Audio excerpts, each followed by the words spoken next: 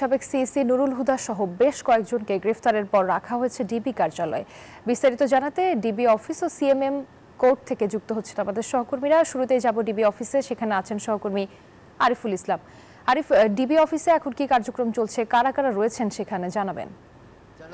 কিছুক্ষণ আগে আমরা ৩টি প্রিজন ভ্যান ডিবি কার্যালয়ে প্রবেশ করতে দেখেছি। আর এখানে যে আপনি জানেন যে গতকাল সন্ধ্যা ৭টার দিকে রাজধানীর উত্তরের ৫ নম্বর সেক্টর থেকে সাবেক নির্বাচন কমিশনার AKM নুরুল হুদাকে গ্রেফতার করা হয়েছে। সেই গ্রেফতারের পর তাকে উত্তরা পশ্চিম থানায় নিয়ে যাওয়া হয়। আর থানা থেকে জানানো হয়েছে যে নুরুল হুদা যে বাসভবনটিতে থাকতেন সেখানে সাধারণ মানুষ উপস্থিত হয়। এক পর্যায়ে পুলিশ সেখান থেকে তাকে উদ্ধার করে পশ্চিম থানায় নিয়ে যাওয়া হয়। এরপর শেরেবাংলা থানায় করা একটি মামলায় তাকে গ্রেফতার দেখানো হয়। শেরেবাংলা থানায় যে মামলাটি করা হয়েছে সেখানে সাবেক প্রধানমন্ত্রী শেখ হাসিনা এবং সাবেক স্বরাষ্ট্রমন্ত্রী আসাদুজ্জামান খান কামাল সহ প্রশাসনের কিছু ঊর্ধ্বতন কর্মকর্তার নাম সহ ২৪ জনের বিরুদ্ধে একটি মামলা করা হয়। সেই মামলায় উল্লেখ করা হয় যে বিগত যে ১৪, ১৮ এবং ২৪-এ যে নির্বাচন হয়েছে সেই নির্বাচনগুলোতে এতটাই কারচুপি হয়েছে, সেই কারচুপিপূর্ণ নির্বাচন হওয়া সত্ত্বেও যে নির্বাচন কমিশনাররা বিগত যে নির্বাচন কমিশনার রয়েছেন তারা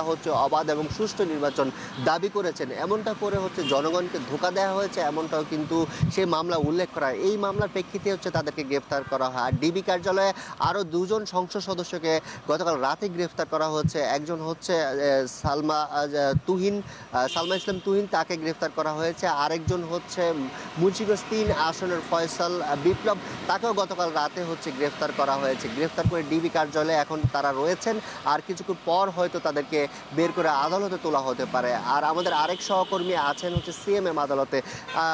হাসান, আপনি জানাবেন সেখানে মূলত তাদেরকে উপস্থিতির বিষয়ে কোনো কিছু জানতে পেরেছেন কিনা? বান্ডেল থাকলে প্রতি সেনমানিতে টাকা বাঁচবে।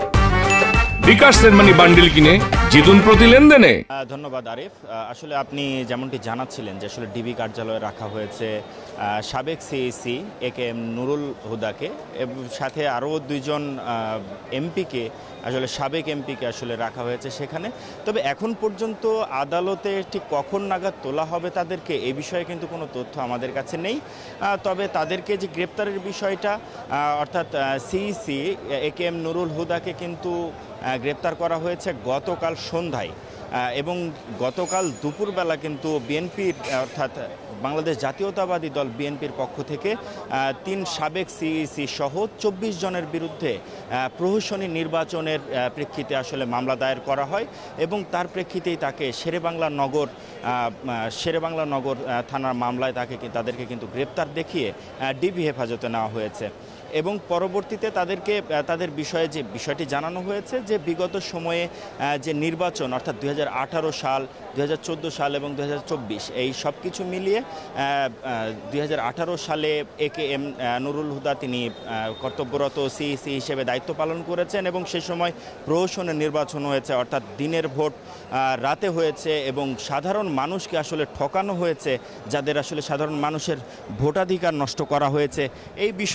এই বিষয়গুলো বিবেচনায় এনেই কিন্তু আসলে মামলাটি করা হয়েছে, এবং মামলায় সে বিষয় কিন্তু উল্লেখ করা হয়েছে। তো এখন পর্যন্ত এইখানে ঠিক কখন নাগাদ তাদেরকে নিয়ে আসা হবে এ বিষয়ে আমাদের কাছে এখন পর্যন্ত কোনো তথ্য নেই। তবে কোনো তথ্য আসলে আমরা জানাতে পারবো। তো এই ছিল আমার কাছে সর্বশেষ তথ্য।